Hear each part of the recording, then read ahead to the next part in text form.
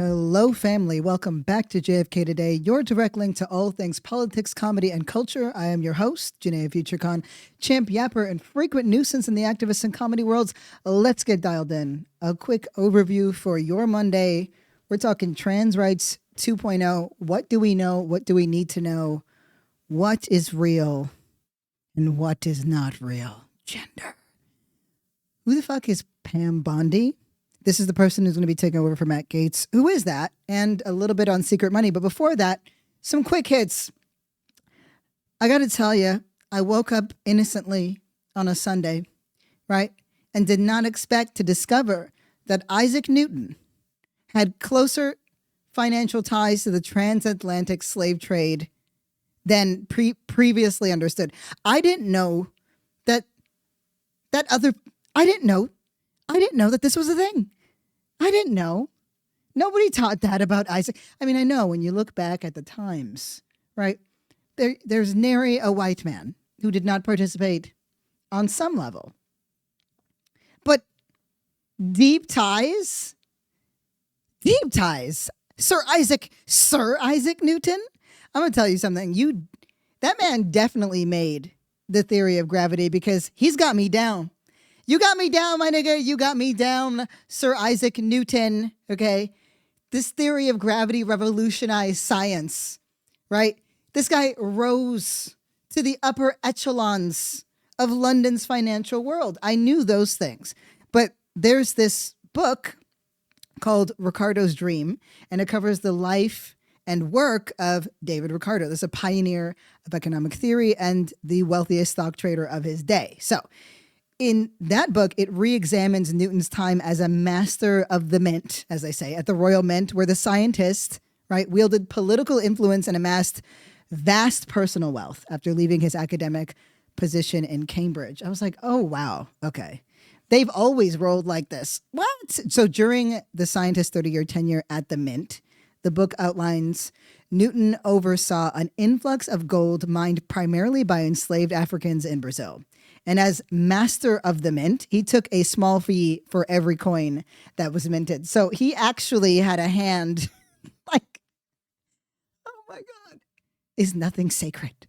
Is nothing sacred anymore? I need to stop reading. I think I need to stop reading. Anyone else feel that way? It's okay. I got you. I'm not going to stop reading. I'm not. Because I read something kind of cool this weekend. So Bernie Sanders, right? I accept emails from everybody else. I'll be like, I'm unsubscribing from this mail list. Bye, Dems. No, I'm joking. I keep in touch. But he sent out this email, okay, over the weekend that had people in a bit of a tizzy, right? So it was all over the internets, and it was one of those brow-lifting, hair-raising kind of emails. So basically, he broke down the hard-hitting facts on where the Democrats lost the election, how they lost it, how they lost focus, whatever. So he says some things like, quote, the Democrats ran a campaign protecting the status quo and tinkering on the edges. Just want to say, love that he threw in the word tinkering there. Not used enough. It's a fun word. He goes on to say, not surprisingly, the Republicans won. Unfortunately, the change that Republicans will bring about will make a bad situation worse, right? And a society of gross inequality, even more unequal, more unjust, more bigoted. So he's got everybody's attention, but he's saying the things, but this is where it gets a little bit fiery. Will the Democratic leadership learn the lessons of their defeat and create a party that stands with the working class and is prepared to take on the enormously powerful special interests that dominate our economy, our media, and our political life? Then he put in a very timely space because that was a very long sentence. Highly unlikely. That's what he follows it up with. I mean, I'm like, that's a good punch right there. I'm also somebody who loves a run-on sentence because that's how the language flows out of my brain. But then he asks in this email, where do we go from here? Right? And I think that's what we're all grappling with. That's what we know is the problem. We're all trying to figure it out. So I'm like, tell me, Bernie, like, where do we go from here? I want to know. Tell us. So he lists a thing or two, right? Boom, boom, boom. Then he goes, should we be supporting independent candidates who are prepared to take on both parties? That line right there is the line that got the internet's in a tizzy. So basically, the hopefuls and the wishfuls and the like Bernie bros have been seriously speculating whether or not Bernie Sanders is about to start a whole new independent party, right? And for a second, I was really entertaining that. Like Nathan Robinson put out something, and I was like, oh my God, wait, that would be awesome. And then I remembered that my matzo ball is 83 years old. Okay. Like, I was so into it. And then I remembered he's 83 years old. That's so much work. It's years of work. It stressed me out. I got so excited. But you know what? Because that's old even by old standards. Like 83 is just old enough that you weren't playing rock, paper, scissors when you were like when you're 83 today. You were playing like Shears, Parchment, Stone. Do you know what I mean? Like, oh my God, he's not going to be here to see the evolution of whatever rock, paper, scissors is going to be. So something to do with AI, I'm sure. But man, wouldn't that be awesome? Wouldn't it be nice? And who knows, right? Maybe he's got a good HGH cocktail going on. Maybe he knows something. Best case scenario, is that maybe he starts something that he is not necessarily going to see the end of. And, I'm like, let's go full on, like balls deep for AOC, right? Like, I don't care how far-fetched everything feels. Like that's a winner.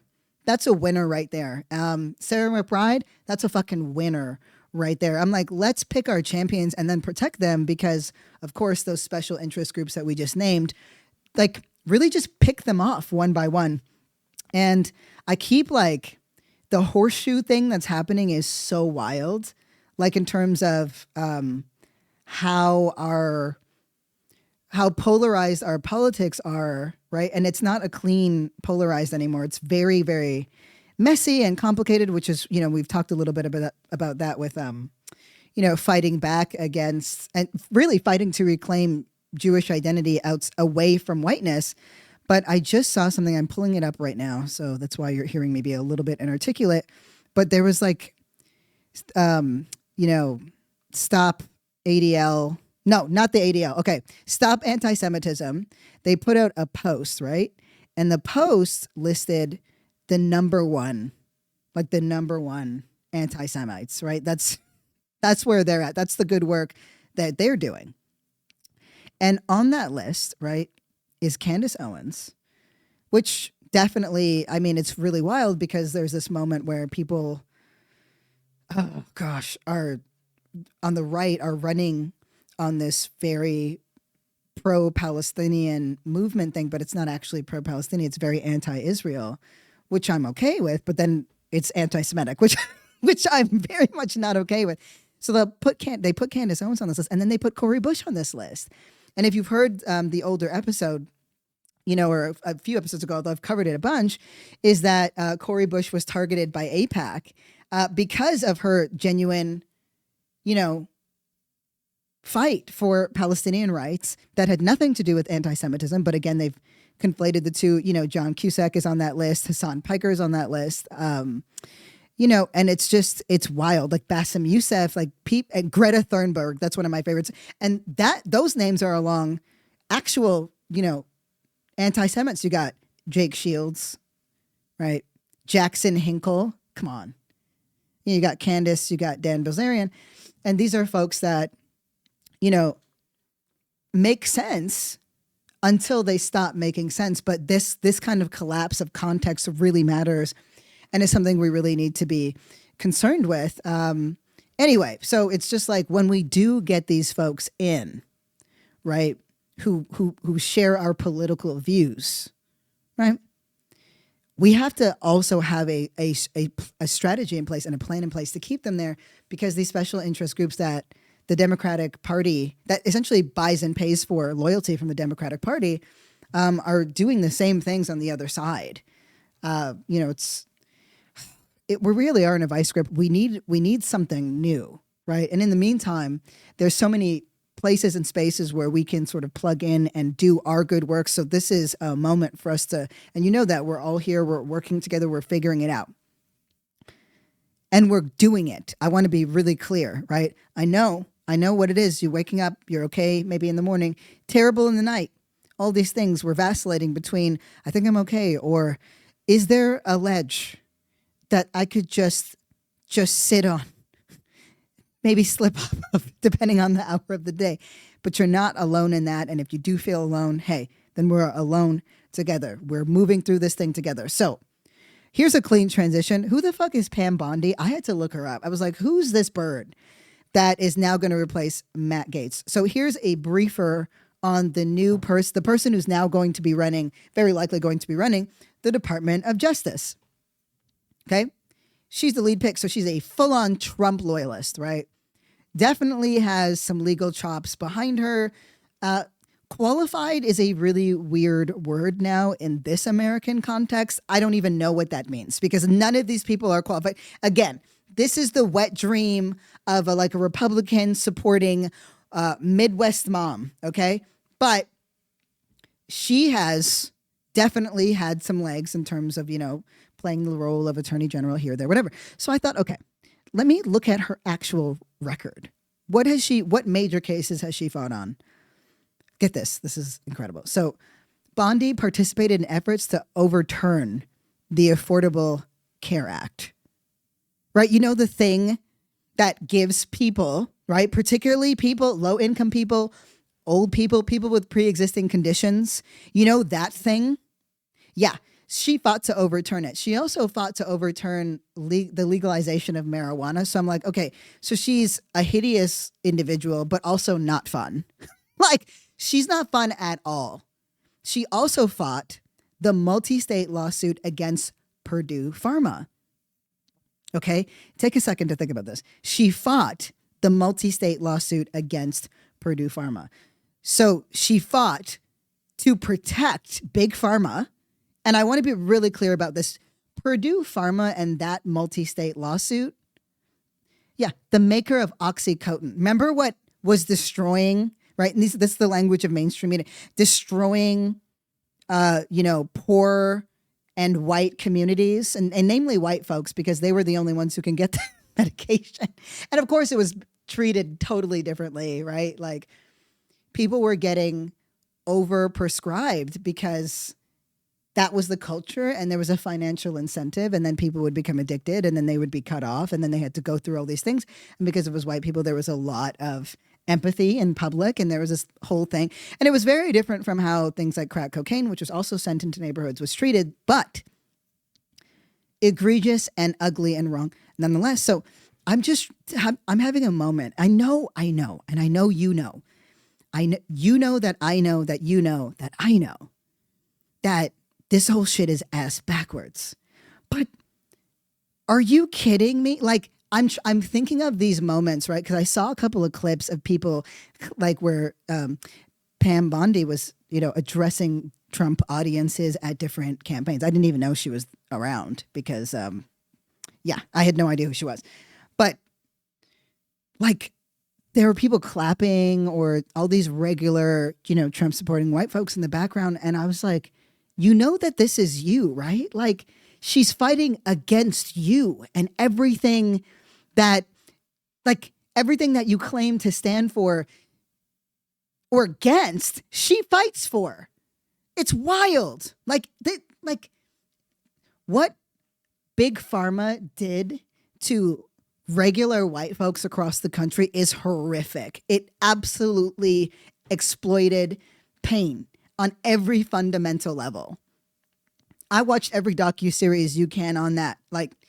The lawsuits, it's so wild. I'm just you are literally clapping and cheering on your own demise in so many ways, right? And you have the Trump supporters that say that they're anti-establishment are literally looking at the defenders of the corporatocracy as their champions. That's American politics for you. We are in a circus. It's a circus. So speaking of that entire campaign, what's going on there? What do they got? What do they not got? That's what I want to know, right? So, because they're breaking with every past practice you can imagine, right? I mean, how quickly they're moving, it suggests that there is a very, very deep plan. I mean, look, I read today that Don Jr., that coked out lunatic, is actually the one sort of steering the ship on this MF in a lot of ways. And I was like, I wonder if there's a wedge that can be sewn between him and Elon Musk, because one of them's definitely going to overstep for sure. For sure. For sure. But anyway, and I'm like, yeah, well, the pace now makes sense. I mean, this guy's never not on Adderall or Coke or something. Like, he is wild. He is wild. So here's the thing. I'm looking at all the things that they're supposed to do that they're not doing, because that's my job. Yeah. One of the ways that they're breaking from past precedent, and we can expect that now on every level, but I'm looking at how it's being reported. Like, that's really the piece that matters here, right? Like, they're understanding their plan, but also looking at how legacy media is reporting it. So breaking totally from past practice, Trump is not and has not. He's refused to disclose the donors paying for his planning effort. And so he's not telling us who his major donors are right now, right? And there's also no limit on their contribution. So prior to, right, there used to be this cap, right? There's a cap that goes in, and there are strict limits on fundraising. So it's like, that's something the Biden administration did. That's something that, they've done. That's something that they've done in the past. I'm sorry if I'm being a little bit inarticulate in this moment. Let me get it together. I get really excited and then overwhelmed by conspiracies, and then have to remind myself that I actually don't need to make anything up. My imagination doesn't have to run far, because what we have is more than enough fodder. So let me just break it down, the facts. Okay. Donald Trump is the first president-elect to sidestep the restrictions on both capping the amount, right, and also disclosing who the donors are. So this makes it impossible to see what interest groups, businesses, or wealthy people are helping to launch his second term. And I like to know who my enemies are. Like, I'm just like, let me see, like, who's late, who's jumping on the bandwagon late, who's been the staunchest supporter from the jump. Like, let me follow the money.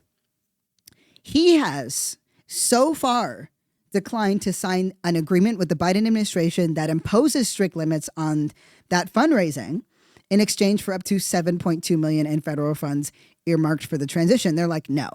And this matters so much, because I want to know basically who's trying to curry favor from the king, because that's what this is all sort of moving like and sounding like, right? So by dodging the agreement, Donald Trump can raise unlimited amounts of money from unknown donors to pay for the staff, travel, and office space involved in preparing to take over the government.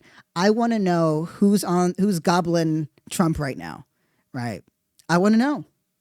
And right now, they're completely avoiding it. So get this, right? This period of time is when they have the opportunity, like people who want to have an opportunity to donate directly to the winning candidate without their names or potential conflicts ever entering the public sphere. And unlike with campaign contributions, this is why, and you'll hear it. And for those of you who have been listening, your aluminum foil hats should be at the ready, okay? And unlike with campaign contributions, foreign nationals are allowed to donate to the transition. I'm like, tell me who right now. So, who is leading this sort of campaign transition right now? Linda McMahon, who we know is Vince McMahon's wife. She's a billionaire, big money billionaire, big name in the WWE and the wrestling world. And this guy named Howard Lutnick, both of whom were nominated to cabinet positions last week. They have repeatedly said they intend to sign the agreement with the Biden administration. But as the New York Times reported, they have not done so, and we are well past those deadlines. Like, we blew past those deadlines harder than Matt Gaetz has definitely blown Trump. Like, we have blown past those deadlines. That was in September, October. Nothing happened. There's been no progress on it. There's no progress being made.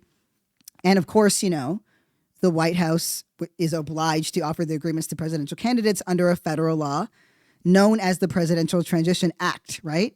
So the White House has been like, hey, dude, we're ready to assist this transition, to ensure a smooth handover of power. They don't want that. And you got to find Elizabeth Warren when there's nonsense afoot that not a lot of people know about. Because that's my girl. That's my antitrust girl. I trust her, right? With her, she might be antitrust, but I trust her. Worst joke I've said on this show, I'm sure. It is a late night for me. So, that's my girl, Democrat of Massachusetts.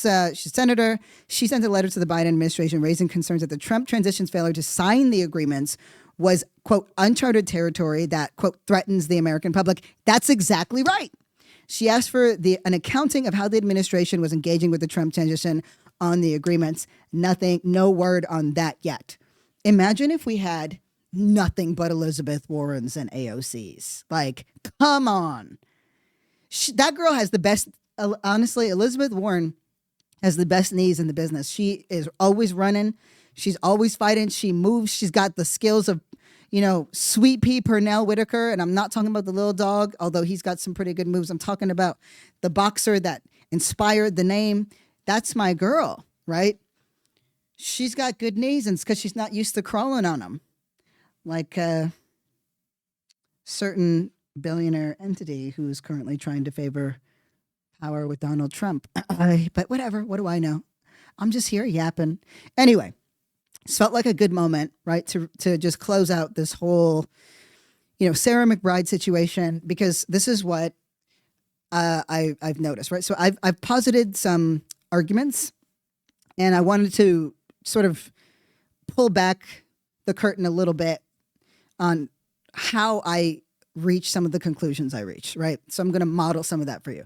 So I saw when I take up a position, I don't just say, okay, this is my position. That's it. It's over. I sit there and I cook up, if I can't find it, I cook up the absolute best argument against my case, right? Or against my position. So I'm very, very closely paying attention to the Sarah McBride situation. So for those of you who don't know, Sarah McBride, go ahead and check out those maybe the last 2 episodes at least to catch up. But Sarah McBride is the first trans woman, open trans woman to be, to be in Congress. She's not been sworn in yet, but she's about to be. She's a rep in Delaware. And Nancy Mace, this fucking loser of a loser, right? Immediately was like, oh my God, we have to ban her from using bathrooms in Congress. And then that was immediately passed, right? This is before she's even sworn in. She's just living her life. And Sarah McBride responded essentially to say, I'm going to focus on what I came here to focus on. Y'all could focus on that shit over there. I'm focusing on this shit over here. I'm focusing on what I came into office to do. Again, if you are new to this conversation, 100% go ahead and listen to the other episodes, because we're doing what's called scaffolding. So I'm picking up where I left off. So I'm going to assume that some of you guys know what you need to know already about why I made the argument. And now you're going to hear me defend the argument, which is so important. So here's the best argument against where I sit and Sarah McBride's decision, right? Because a lot of trans people are really upset about this. About her response specifically, which surprised me, but also did not surprise me because it's where we're at. And there's nothing wrong with, with a back and forth and discourse, but they were really, really pissed off. So I found, and I put together the best arguments that I could find. So here it is, right? She decides not to take the bait, and she decides as she sees it, she's going to focus on what matters, which is her job. So the best argument / criticism against myself and McBride is it potentially creates a precedent for, removing or, trans people from public life, right? Like there's the optics of it that matters. That is a very compelling argument. It gave me pause, right? I was like, okay, could this do that? It's so important for you to go through your argument and put it through. So whenever there's a really good case, like an argument against something I believe, I put it through a filter or like a lens. And does it hold up under a certain kind of scrutiny? So right now, the argument that I'm backing is this bathroom ban specific to Congress essentially creates this precedent. So I put it through the Black lens, the Black liberation lens. It's where all the theories sort of meets. And here's where it doesn't really hold up, right? Because that's a very emotional and compelling argument. And it's certainly something, to be clear, that we should be mindful of. But there currently is no legal precedent, no legislation that bans trans people from public life, right? This matters because how much resourcing and how much fear mongering and anxiety and it induces suggests that this will do that. But I want to be really clear about something. As I mentioned, gender is not you. It's very difficult to enforce gendered protocols, from a legal perspective. So let me be clear about what I mean. Black people at one point in America, right, or were legitimately legally banned from public space, right? You could not drink from water fountains. You couldn't eat in the same restaurants. You couldn't sleep in the same hotels. It was illegal to do so. Living in certain neighborhoods meant that you could die, but there was like discrimination, completely 100% in public life. That was what the whole civil rights era was fighting for. That was remember the lunch counters and the, sitting in buses because you were not allowed to do that. You were not allowed to sit at the front of the bus. That is what it looks like to be banned legitimately from public space. Do we experience isms and phobias just living in the world that we do? Yes. And I'm going to circle back to that in a second. So don't worry, just hang in there. Right. So this is not happening to trans people, and nothing about this bill, right, and the ways that the current popular discourse, and you know how I feel about that current popular discourse, it's made up, right? There's no big movement of trans girls infiltrating sports. There's legislation banning them in states where they don't even exist. The number of trans girl athletes is literally zero. But that's one of the main arguments. And the other arguments that's also baloney is the fact that trans women want to find or prey on women and girls in bathrooms. And it's like, men don't need to dress up to do that, you guys. They're already doing it and getting away with it pretty consistently. And it's not really happening in public bathrooms at scale. It's happening, though, everywhere. And so if we start to amass all of these resources and around fear and histrionics for an issue that doesn't currently exist, I think that not only will that exhaust us and deplete our resources, but once again, we will fail the communities where those resources need to go, which are trans women specifically, and specifically trans women of color, right? Trans people living in the South. Like these are not the places that we think of. They're already living under the conditions that we're afraid are going to happen to us.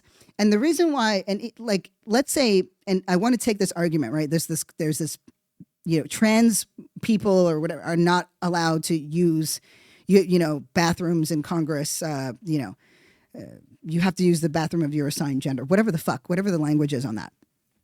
Imagine if when Black people were banned from public life, though, they just they only fought for the right to pee. I really thought about that for a second. Imagine MLK being like, I have a dream where Black boys and Black girls everywhere are free to pee wherever they feel like it. It's not enforceable, is my point, right? As it stands, when there's no legal precedent, it's not enforceable. But even the legislation that currently exists is not really enforceable. How that word openly trans, how are they going to know? And then I thought, okay, let me see if I can back this argument. Let me just play this clip of AOC right now, because it was nice to see that we were aligned, right? Let me just hit this right quick. What Nancy Mace and what Speaker Johnson are doing are endangering all women and girls. Because if you ask them, what is your plan on how to enforce this? They won't come up with an answer. And what it inevitably results in are women and girls who are primed for assault because people are going to want to check their private parts in suspecting who is trans and who is cis and who's doing what. People have a right to express themselves, to dress how they want, and to be who they are. And if a woman doesn't look woman enough to a Republican, they want to be able to inspect her genitals to use a bathroom. And like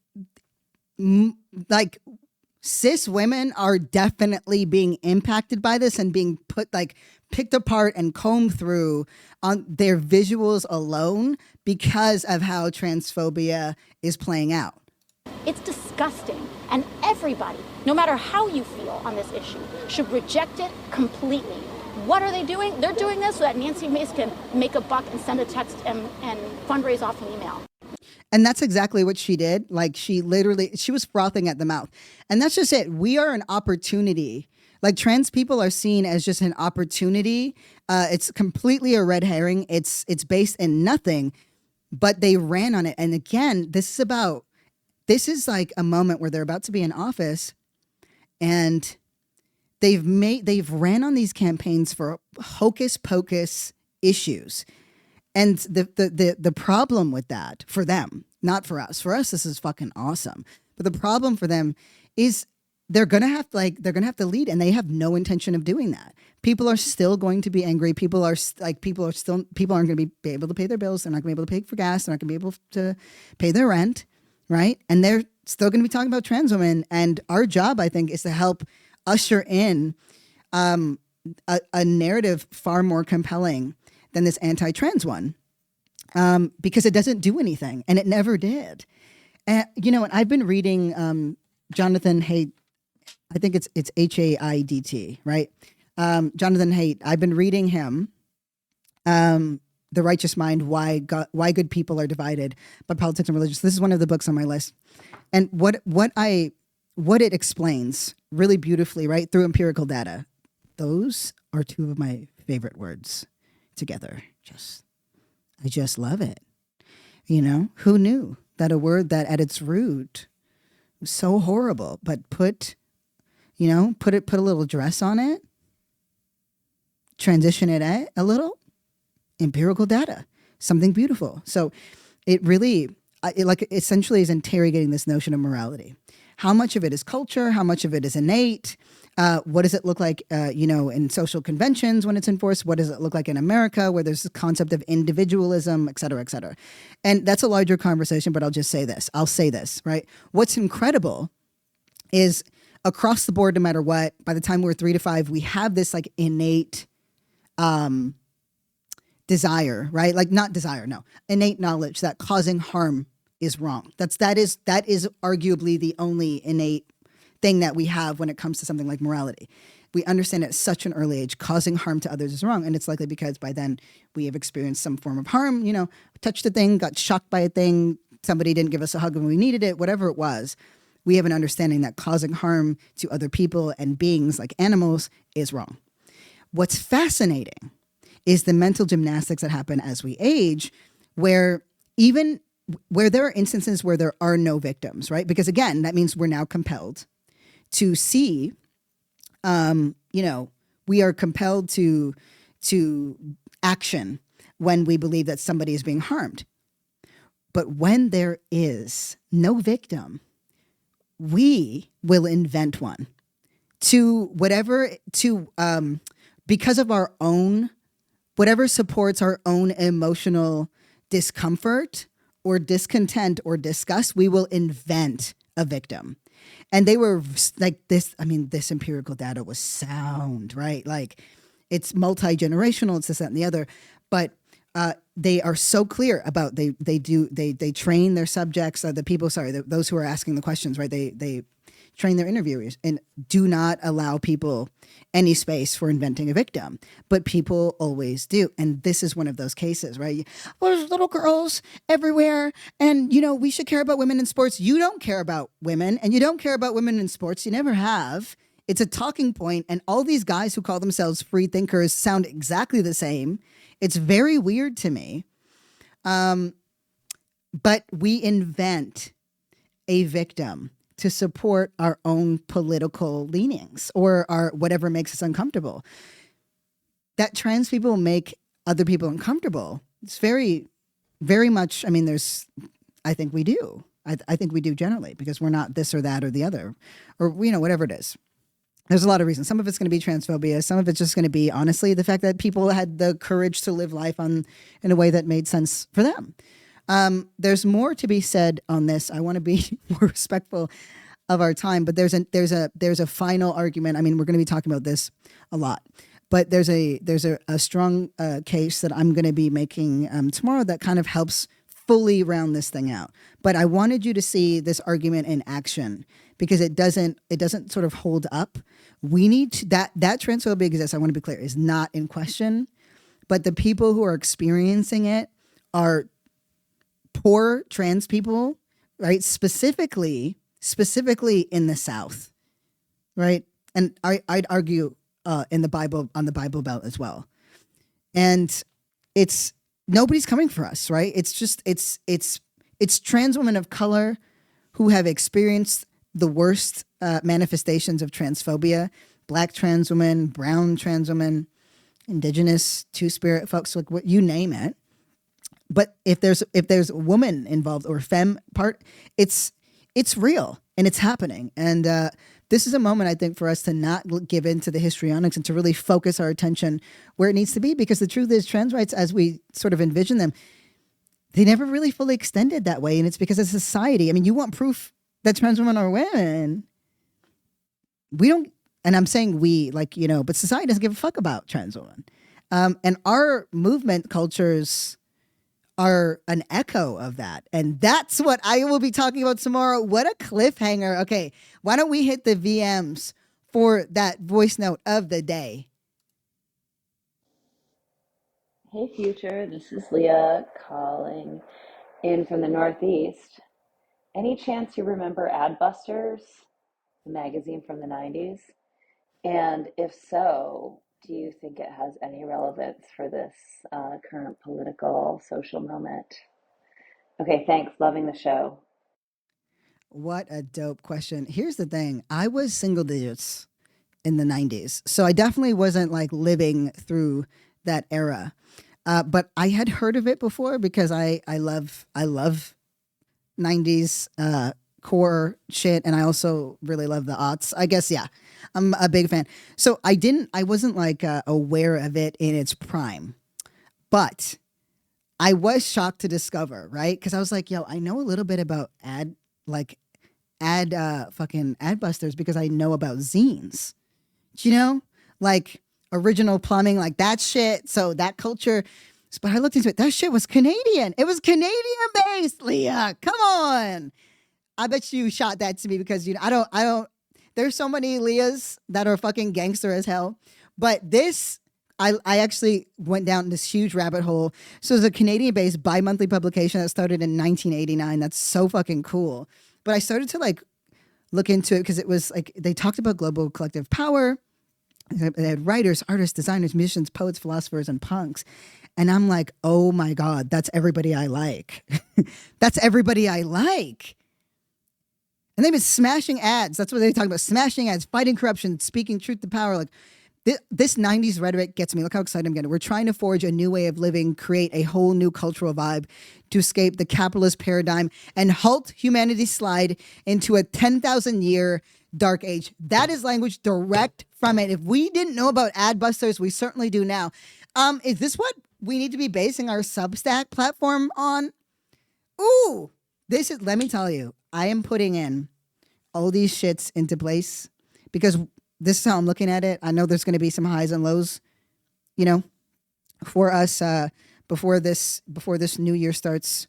I'm just going to say this, right? When that old bitch slides in the office, so do we. You understand? So do we. We are going to work because this is horrible for the country, horrible for humanity, okay? But we got good work that we have to do. Don't for a moment think that your best years are behind you, that you're too tired to fight, this and that. Whatever stories you're telling yourself, I'm telling you a different one. Our best years are right in front of us. So wash that fucking face. Put on the beat, put on the fucking whatever it is, and move it. For me, I want to dance with somebody is what got me out of it. I put that shit on and I lost my mind. Also, Queen, love a Queen. Anyway, that's the episode for today. I left you on a bit of a cliffhanger. It's going to be gangster as hell. I can't wait for tomorrow's episode. And I honestly can never wait to hear how y'all like this one. I miss you. It's about time to hit the VMs. I can't be doing this 3-day gaps. You know we're going up to 5 next year. Again, he slides in office. So do we. Let's get to work. Here we go. Just want to say thank you so much for listening to JFK today. It means the absolute world to me. The show really is a labor of love. New episodes drop 4 times a week for now, right? We're available everywhere podcasts are. JFK Today is a self-funded show. If you love it, please become a supporter. Feel free to. Our Patreon is patreon.com/JanayaFK, right? Don't forget to send your voice note questions to jfktodayShow@gmail.com. Shout out to KR and Carolyn and the JFK team. And shout out to you, the listeners that make it all possible. Love you.